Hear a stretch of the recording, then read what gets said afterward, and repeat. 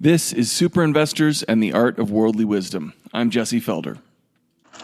Object to the test! South on in April of 142! Warren Buffett. Carl Icahn. John Templeton. Buy low, sell high. Fear, that's the other guy's problem. Dan Druckenmiller. George Soros. Paul Peter Jones. Peter Lynch. You wonder why fund managers can't beat the S&P 500? Because they're sheep. And sheep get slaughtered. My guest for this episode has been called the godfather of small cap absolute return investing. His name's Eric Cinnamon, and from 1998 to 2016, he ran a strategy that handily outperformed the 8% per year of the Russell 2000 index. But what's most impressive about this is he did so with an average allocation to cash of about 40%. So his equity-only returns were roughly twice that of the Russell 2000 index. Numbers that make even Gordon Gekko jealous. I really used the opportunity to dig into his process to find out how did he generate these types of returns? What does his quarterly routine look like? How does he value companies? But we also talk about how difficult it is to be different in the current environment and what he thinks of the current environment.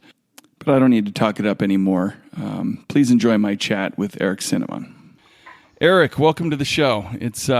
I've been really excited to have you on. I've been reading your blog for the last several months, and just almost everything you post, I've literally just thought, "Oh my God, this guy's reading my mind." So I thought I gotta get this guy on the podcast. So thanks for doing this. Yeah, thanks for having me, Jesse. I really appreciate it. Yeah, so I'd love to talk about some of the topics that you've written about recently, but first, I'd love to know how did you get in the business in the first place? Was it something you were interested in for a long time? Did you study finance in college? Or I did. I went to Stetson University, and they had a program there called the Rowan George Investment Program, where the students invested some of the school's money. And it's kind of rare. So that was 89 through 93. And that's how I got my start. And I started at a bank right after 1993 in a trust department. And that's how I got in the investment world and in the personal trust department. Gotcha. So that, and then from the trust department, how did you move into the mutual fund side of the business? Well, First Union bought out Evergreen Funds, and that's when I got my first start in the mutual fund business. Was Evergreen Funds was in Purchase, New York, and my old boss met one of the founders at the Evergreen Funds, and they hired me as a small cap value manager or analyst. I eventually became a co-manager, and that was in 1996. So that was my first break to get into the industry. And it was small cap. Were you in small cap before that mainly, or was it? No, you know what? Banks they usually have a buy list you have to stay pretty close to. So it was sort of an index hugging type of process, 93, 96. So I was following a lot of names that, were Intel, Microsoft, those kind of things. Again, we're off the buy list. So 96, 98, when I joined the Evergreen Funds, that was a small cap value fund with a dividend tilt, which was very interesting. And those were more mature businesses that generated enough cash flow to provide dividends, and we bought convertible bonds as well. So that's where I started to form my possible buy list, which today is about 300 names. And those are more mature operating businesses that generate free cash flow. So that was really derived from my beginnings in that equity income fund in 96, where these, again, are mature companies generating dividends. So it's a very unique fund.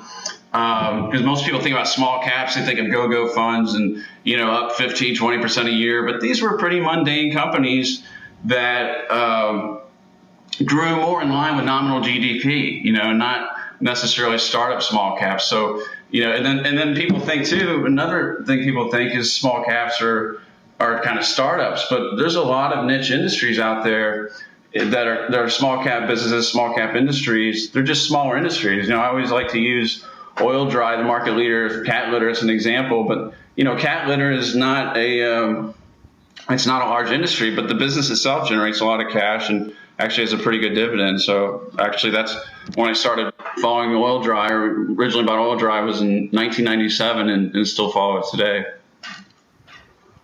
Well, it seems generally like, in my experience, it's a little easier to find value in small cap because they're, out of a lot of guys' purview. They just can't look at a lot of that stuff. So, but was that the mandate of the fund? Was small cap income? Yeah, they had to have a dividend. So that was a really unique niche for me. But again, that sort of led me towards more mature businesses. And another thing I liked about that was, these were sort of perpetual bond companies, and again, very mature. So that's when I started tilting towards companies I could value with a high degree of confidence. Sort of, again, those perpetual bonds, going back to an oil dry, that's a type of business. The variation in its free cash flow just doesn't change much year to year. It's kind of a $10 to $14 million a year free cash flow business, and then you can value those perpetual bonds or perpetual equity as a perpetual bond with a high degree of confidence. So one of the things of the strategy that I eventually developed was really trying to limit mistakes. And if you buy these companies with consistent free cash flows, they're easy to value. It's hard to mess up on the valuation. And where you tend to mess up is overpaying, So, but the valuations themselves are not that difficult. Again, thinking of something like an oil dry, you can see historical cash flow cycles. You can see them for decades. What impacts their margins. In oil dry's case, one of the biggest variables is natural gas. That's what they use to dry the clay.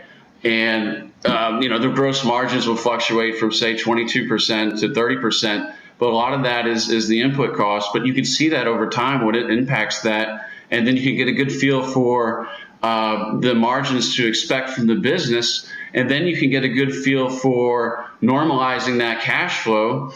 And also you can get a good feel for the risk of the business and what you demand as an investor in absolute return. And then there you have your perpetual bond valuation. You value a perpetual bond, it's very simple. It's just a coupon over the discount rate. Well, that's the same thing I like to do with these small cap companies, these mature businesses that generate consistent cash, is I'll use, something like an oil dry. You can use, that maybe a 12 million normalized cash flow, and then a discount rate, which is your required rate of return.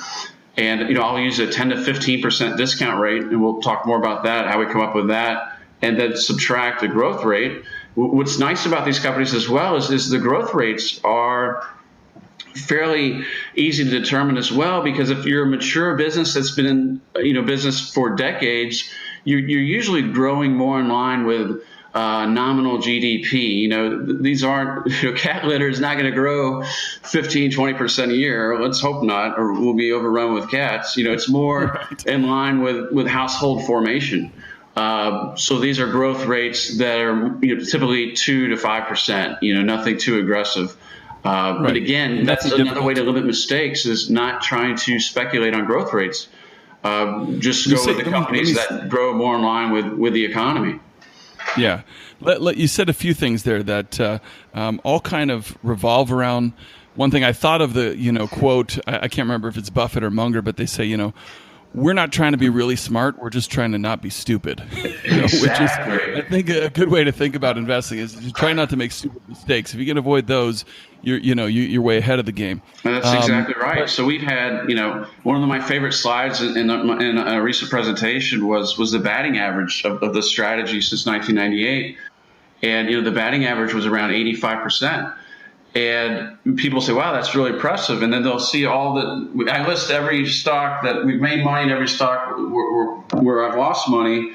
But I'll say, but listen, not all of these were, 2, 3, 5 baggers. They're more 20 to 40% winners. But on the flip side, the losers weren't big losers either. So you can have a high batting average, not have spectacular upside, and you shouldn't with these companies, because they shouldn't be so mispriced, right? If there's a perpetual bond with consistent cash flows and you can value them with a high degree of confidence, they shouldn't be mispriced by, 50. They shouldn't be 50 cent dollars. But if you can get an 80 cent dollar in a really good business, and you can compound that, over several years, and that return adds up well. But the only way you can make that adequate return on a portfolio is not make a lot of mistakes. I can't have these large losses. So also on that slide, the two losers I did have, the two largest losers were 50% losses approximately.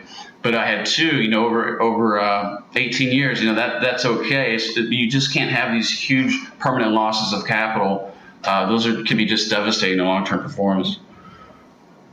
Right, and so what I'm kind of hearing is what differentiates your strategy is more of a focus on risk and avoiding mistakes. Is that how you would put it? Most definitely, but at the same time, I'm sometimes accused of being a perma bear, which I'm not. I was fully invested or very aggressively invested in 2009, but you have to take risk when getting paid, right? So I think every cycle there's been a period where you were getting paid to take risk. So it's great to not make mistakes, but you can't always be defensive throughout an entire cycle. Every cycle has its time to get aggressive if you're getting paid.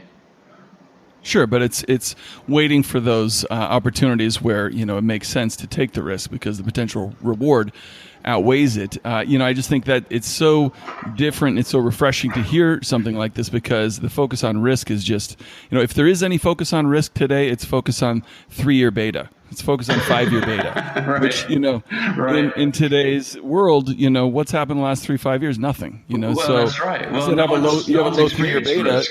Right. For so long, we've sort of forgotten about it, but I definitely and risk is thinking about forgotten about the risk. I think in periods like today, this is when investors make their biggest mistakes, right?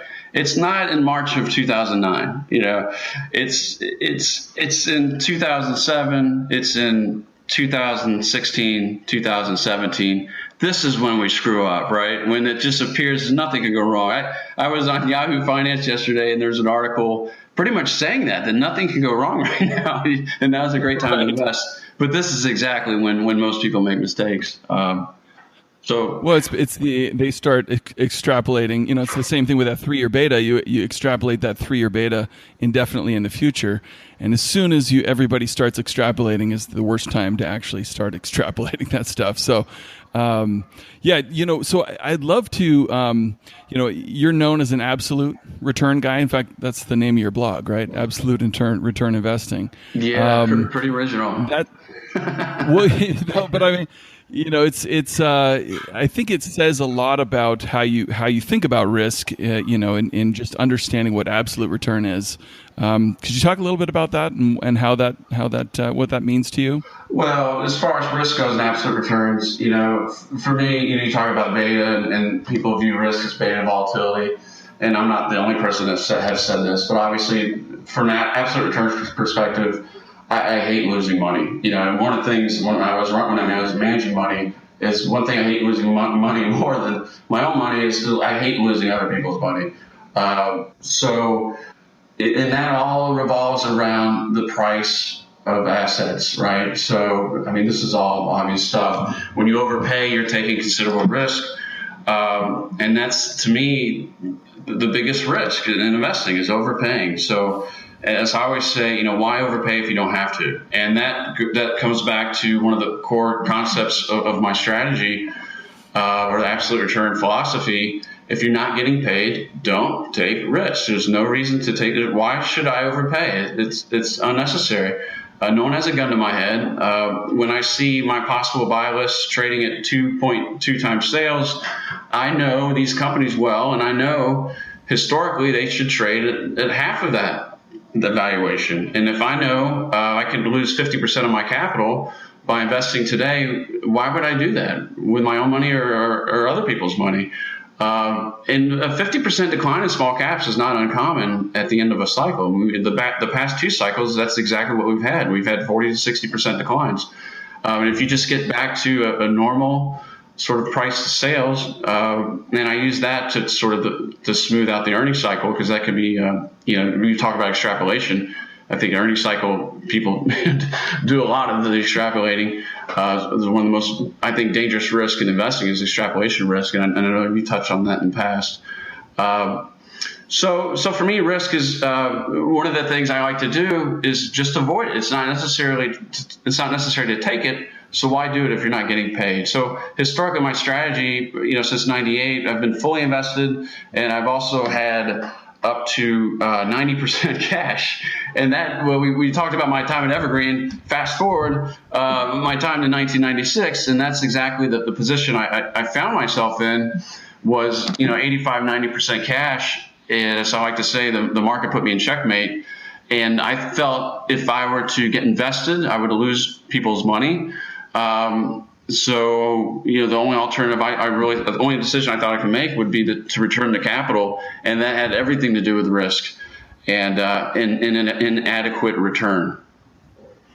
Yeah, so basically, you're focusing on trying to generate a positive return regardless of what the S&P 500 does. You're not focused on the index and trying to beat the index like 99% of active managers do. It's a different focus.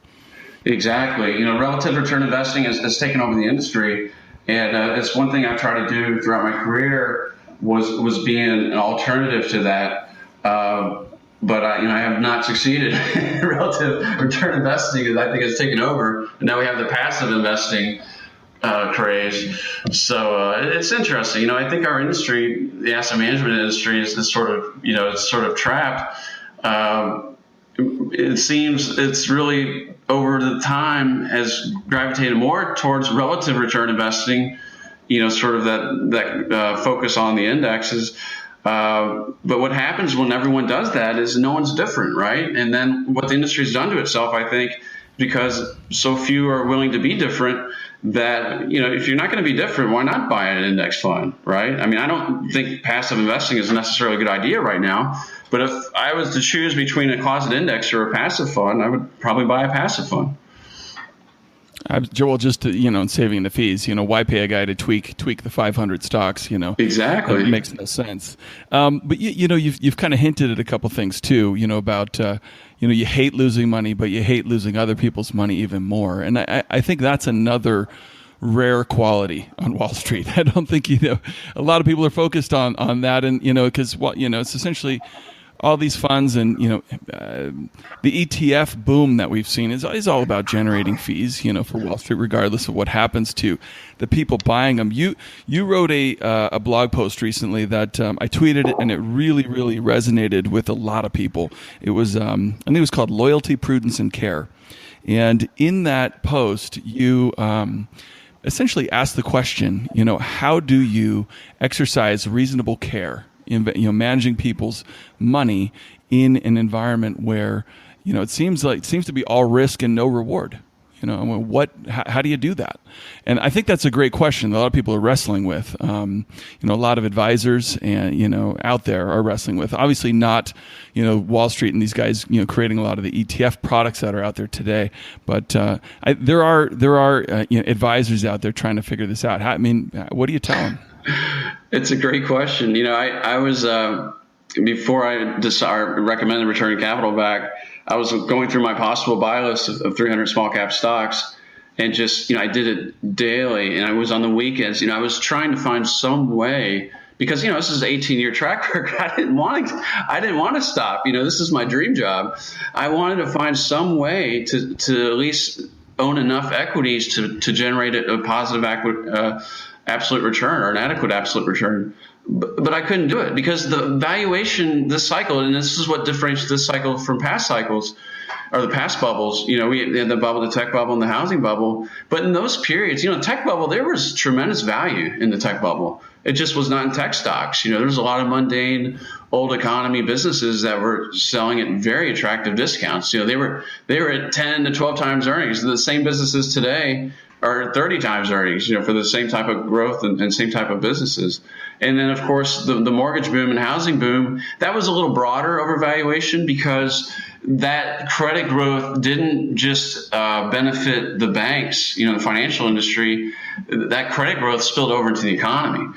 So you had all that mortgage debt, all the personal debt kind of spilled over, and and raised the earnings of a lot of companies, and a lot of companies, cyclical companies too, were being priced on those peak earnings. So that was a broader overvaluation. That was a little harder. So my cash was considerably higher in '07 before that bubble popped. Now this cycle is a cycle I've never seen before.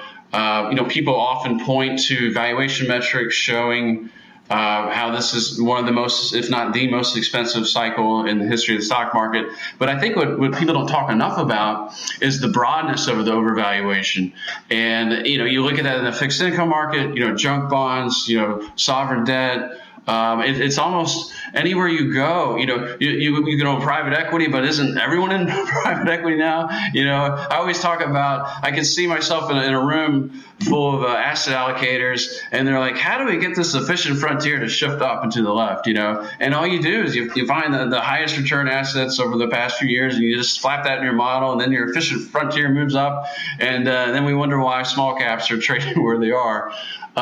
It's just such a broad overvaluation this cycle that I think that's what makes it. And I was like, man, I'm having a hard time. I can't imagine being an advisor right now, or sitting on the board of a pension plan. I mean, what do you do? Your duty is to get 8% and do it, as a prudent man. I mean, it's just not. I'm sorry, it's not possible. Not in my eyes, anyways. You're taking considerable risk, and I think you'll be fortunate to break even, assuming you over the next 5-10 years, assuming you pay these type of prices at today's prices and expect that 8%. I think that is a challenge, and I really, really feel sorry for anyone in that position. And to those people that are in that position, I'm not sure what I would advise them, except good luck, and it's not your fault.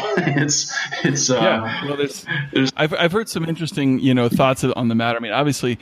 It sounds like from your blog, you've mainly just gone to cash and are exercising patience, for an opportunity. And that's kind of, what absolute return methodology requires you do right now. But for a lot of people, it's say, hey, I don't want to lose my job, right? If I tell you to go to cash and then I'm still, I still want to earn a living. Then I've also heard Seth Klarman say, you don't pay me to hold cash, you pay me to know when to hold cash, right. Which is also another interesting way to look at it. But it's really a major dilemma right now, I think, for people who understand the current environment. And, you've mentioned a few times, so you have about 300 stocks you've been following, and I read I think a recent interview with you, and you said among those 300 you've never seen them so highly valued as they are today. Is that right? Yeah, and that's, again, it goes back to the broadness of the overvaluation. In the last two bubbles, again, like I was finding some value. I remember in 06, 07, I could buy utilities. There was places, or even things like oil dry. The smaller cap names were less overvalued or less expensive. I could find some value there. But again, you look at this cycle, utilities are outrageous. You have water utilities trading at 3 times book value. I mean, that makes absolutely no sense. These companies are allocated. I mean, they're able to generate a certain return on their equity. Usually maybe 9%, and that's declining with low rates. You're paying 3 times book for that. I mean, you're locking in a sort of a 3% allowable ROE. And I've never seen anything like that, in utilities, those type of valuations. And that goes back to just, I think, this investing in groups. I think money just flows into these groups without any real thought about what they're paying. I think when people buy a utility ETF, I don't think they're thinking that I'm paying 3 times book for some of these utilities. I think they're just thinking I need a 5-10% allocation of utilities. I've seen some of the low volatility ETFs are some of the most popular, and their largest sector allocation is utilities. So people are just throwing money at this stuff, and it just pushes prices. But because they beyond. But you talked about beta, but they've historically been low volatile assets. But I've written about this a lot too. One of the things that differentiates this cycle is how quality and low volatility type of historically low volatility investments have gotten so expensive. And I think that goes back to sort of the low risk-free rates, where some of these high quality equities are being priced as, almost risk-free long-term perpetual bonds, which they're not. So historically, yes, they've been much less volatile, but given the price people are paying for these high-quality investments, I think in the future you could see much different volatility metrics than you've seen in the past. Yeah, it's fascinating, right? Because they start, once they become priced like bonds, now they start taking on greater interest rate risk Exactly. in addition to Exactly the business risk and the default risk. Right. So you're just throwing risk on top of risk. Exactly right. So you originally buy the business with thinking about the business risk. You get a good feel for that. Well, wouldn't you know it, when all this cycle ends, what gets you is duration risk. You just don't think about that, as an equity investor. But that could be what eventually causes significant losses in high-quality businesses.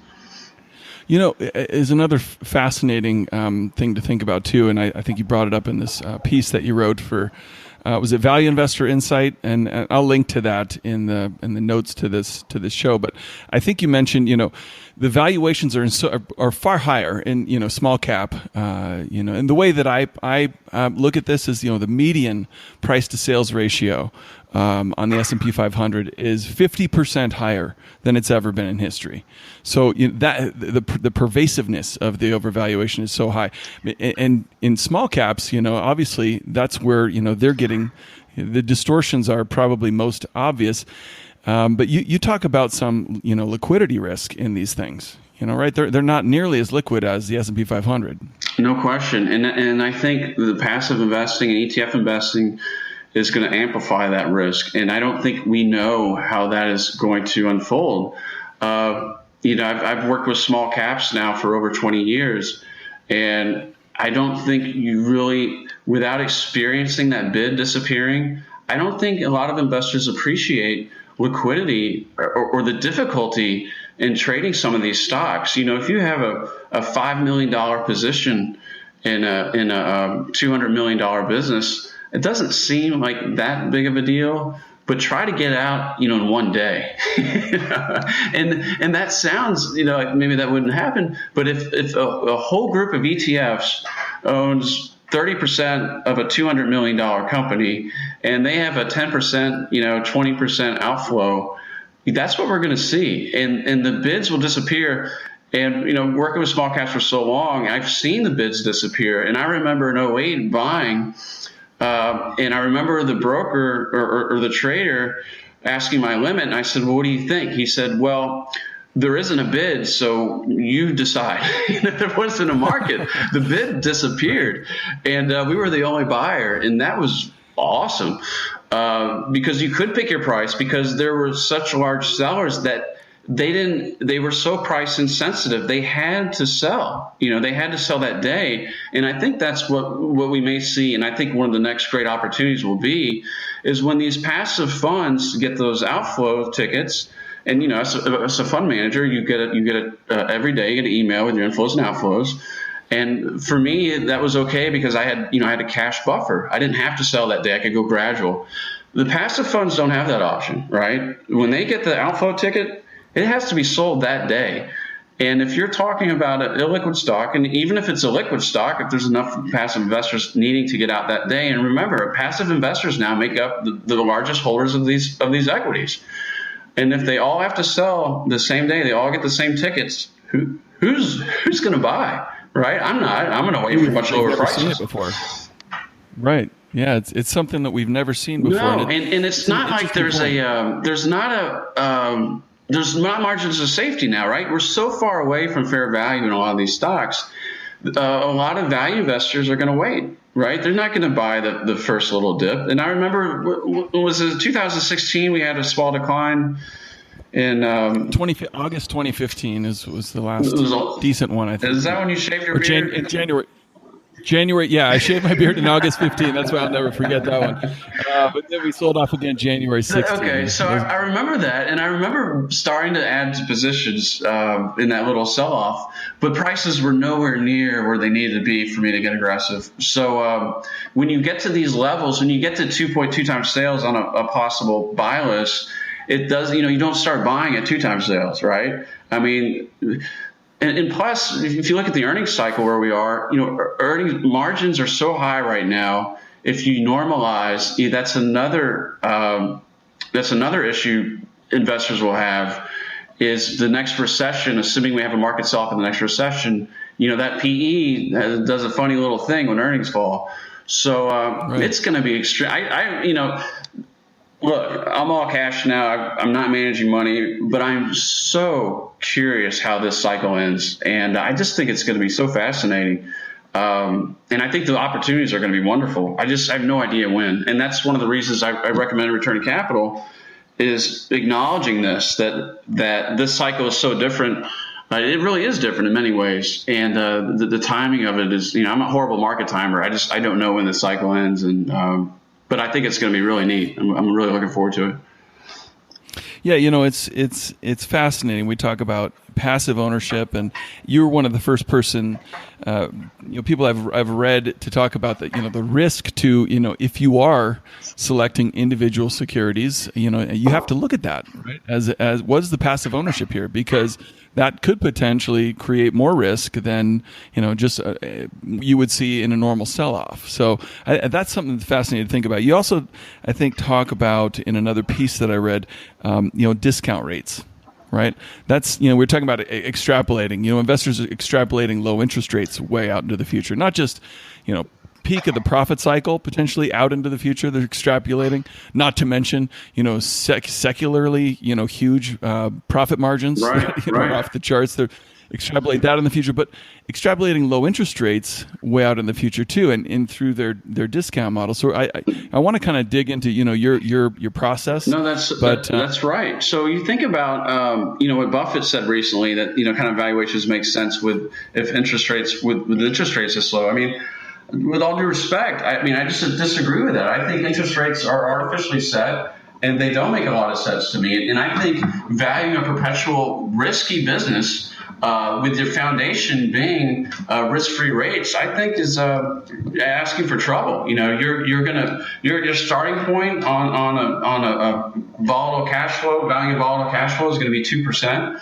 That just doesn't make sense to me. So what I've always done is I want to know, I like to think myself as a credit analyst. And then what I'll do is I'll determine a required rate of return on the debt if I was to lend to the business, and then I apply a risk premium to that. So then you come about it from a different angle, where you're not reliant on a very volatile, risk-free market, in setting your required rate of return. Because, if the 10-year treasury goes from 2% to 5%, you could lose a considerable amount of, we go back to the duration risk of equities. You could lose a considerable amount of money there by just being wrong on the bond market, and you never intended to make a bet on the bond market, right? You're trying to buy the equity at a discount. So yeah, well, the discounted cash flow model is, one of the easiest things to manipulate to get a price target that you want. Right. I think, Cliff Asness, pointed out that it's, incredibly disingenuous to lower your discount rate without lowering the growth rate, exactly. right? Which is what investors are doing today. Is if you're going to have low interest rates for a long time, there's no way in hell those companies are going to grow as fast as they have in the past. Right. So you have to also that is a common valuation mistake, where people determine a discount rate, a low discount rate, but they don't adjust the growth rate. If I use a discount rate of 10% and my growth rate's 9%, I'm capitalizing at $1. To be 100 times earnings, right? So you could, as analysts and managers, we can come up with any valuation we want, right? It's really easy. You can tweak your growth rate, tweak your discount rate, tweak your cash flow rate. Analysts do it all the time, yes. right? Right. So the sell-side analysts can always make their price targets the price of the stock. It's extremely simple, but they'll usually use a multiple. But all the multiple really is the combination of the growth of your discount rate and your growth rate. I really can't agree more about that. The discount rate and the growth rate do not exist in a vacuum. If one is very low, you should probably think about the other one being very low as well. So back to what I do is that sort of, I'll lend to a small cap business that's sort of 6 to 8%, and then I apply, a 4 to 6% risk premium to that, and that's where I get that 10 to 15% required rate of return for the equities. And historically, that's sort of what I've done, So actually probably on the high end there. but I've held so much cash in certain periods of market cycles. The total return is lower than that, but it's still, still pretty attractive returns over a cycle. But there'll be certain periods during the cycle where I look like a complete idiot. I remember in 1999, I was down, I think, like 8%, and in the tech bubble, that was my worst year. Worst absolute. Well, if you owned value then, that was a problem. Oh, that was a big value guy at the end of that bubble. Right. I was buying companies that make sewage pumps and cat litter.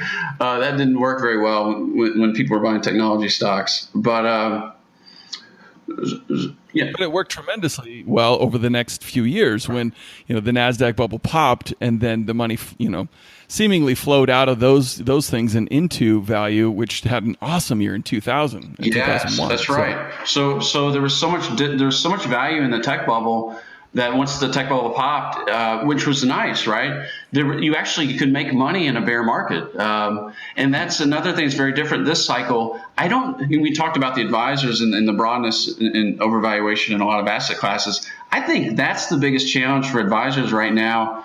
Is not only where do you go to try to get that 8%, but where are you going to go to avoid the losses when this cycle ends? I mean, that is going to be extremely difficult. And I wish everyone the best in that. But so the only thing I could think of was just stepping away. Just saying, hey, nothing's making sense right now to me. Valuations are absurd. I think that sometimes the only option is to do nothing. And sometimes doing nothing seems like you're not doing anything, but actually it's a huge decision and very difficult one.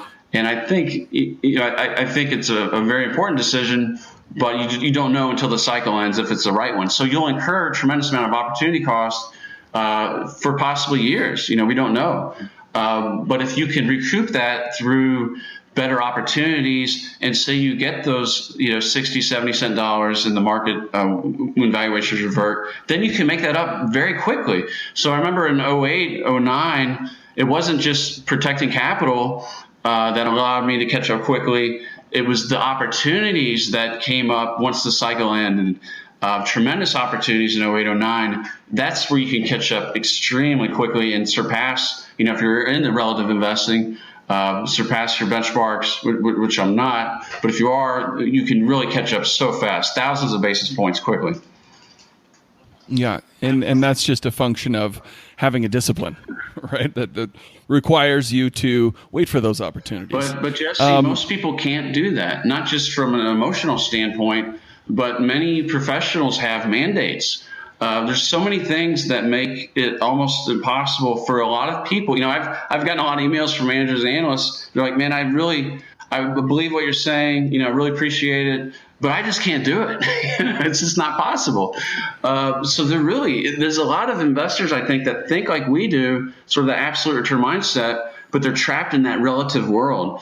And it's a shame. I wish there was more. I wish the industry accepted the absolute return mindset more, but unfortunately, it's not. As I've been told many times, it's not commercially viable.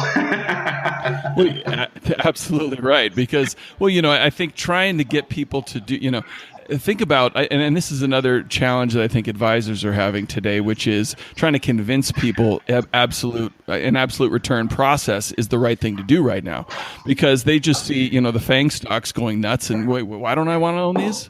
And so trying to convince them of that is probably incredibly difficult too. Passive investing is all the rage today. Like you said, most of these stocks are owned by passive investors. Sometime this year, the money in passive strategies will overtake that in active funds.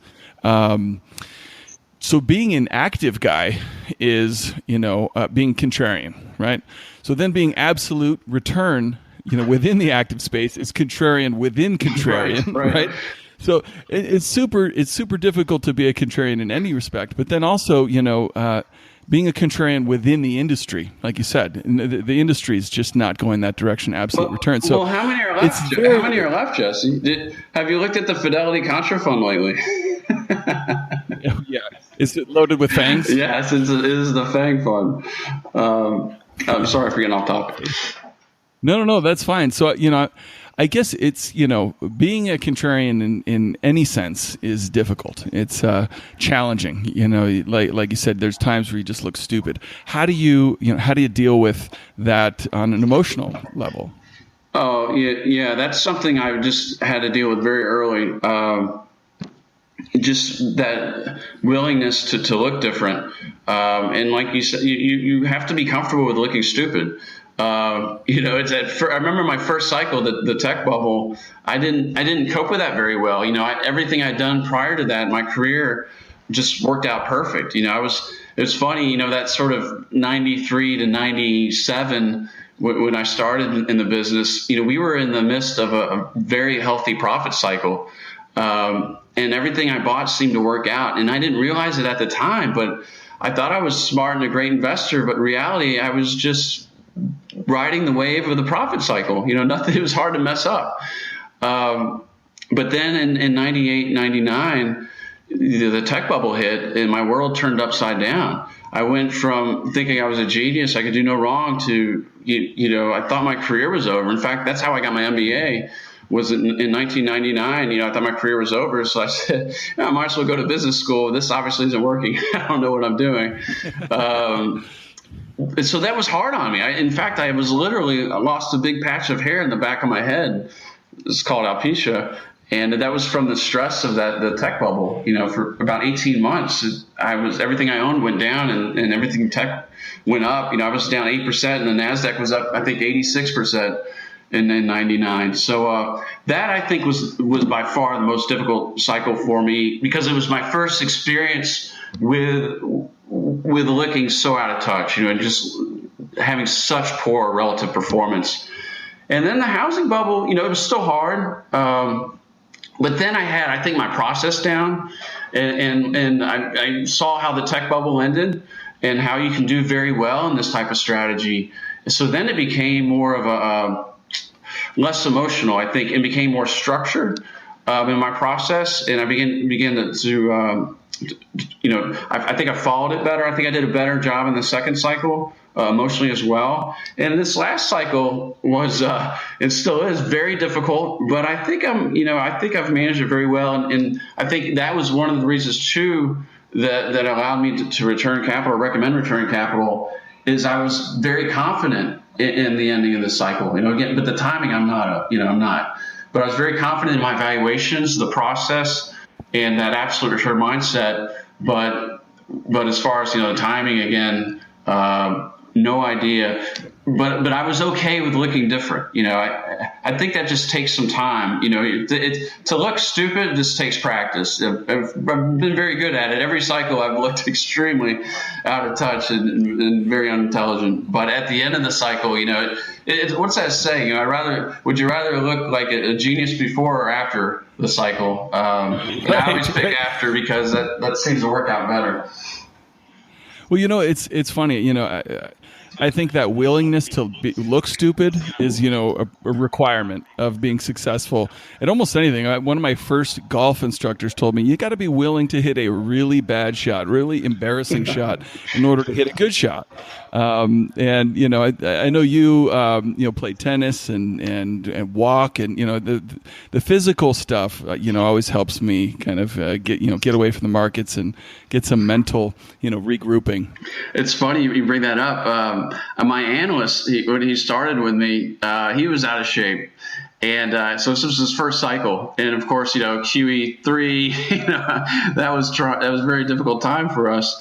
And he started to practice for a marathon. And a lot of that was because of the stress, this being his first cycle.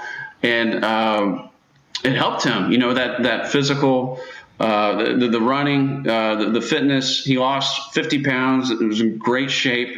So, wow. When we shut down, I said, hey, look, Joe, I'm sorry it ended this way, and I'm sorry this was your first cycle, but hey, look, you're in great shape. Yeah,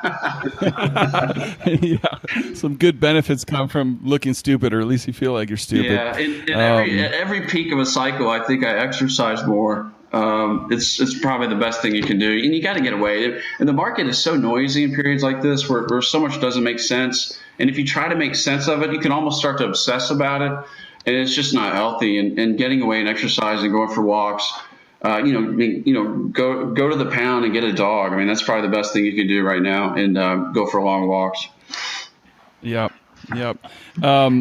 That's the physical side of the routine, walking, tennis. I want to just, before we're done, quickly dig into what you have a quarterly routine. Obviously, if you're following 300 stocks, I mean, what is that? What does your quarterly routine look like? It must be insane. I can't imagine how you keep up with them so all. about a third of the quarter is done, and I just finished this. I did a post recently of the possible buy list, what I was seeing. A third of the quarter is done with, I call it maintenance research, and that's just going through all the quarterly reports and conference calls of the names I follow.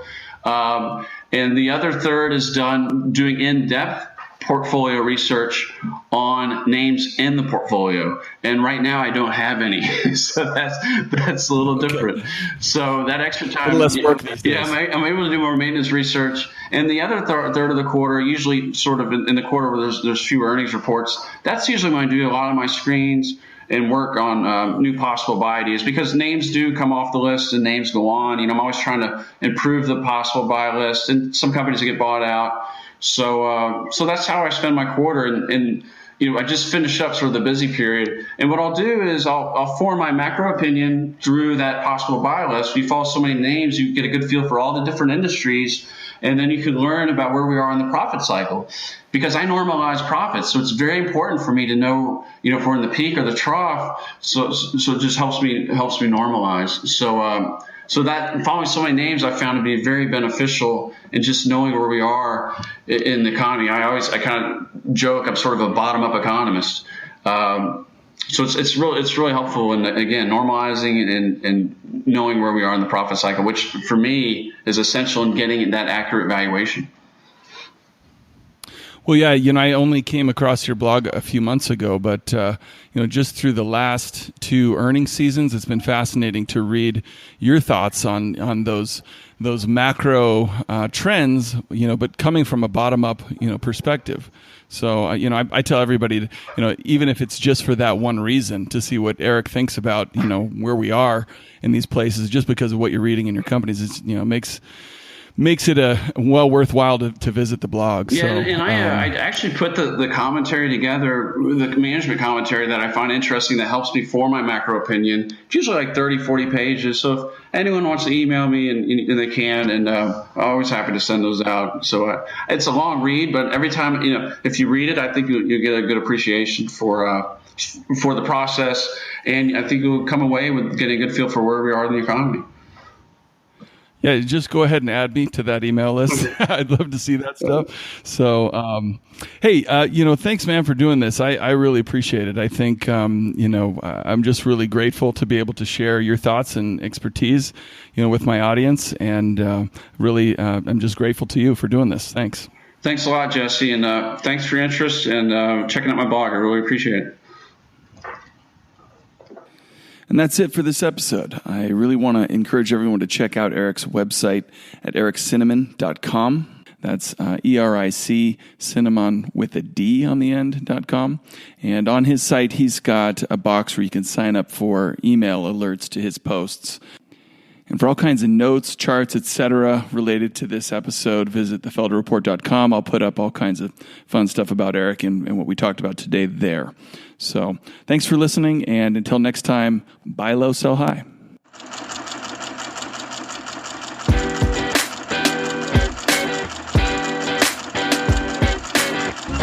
Looking good, Billy Ray! Feeling good, Lewis!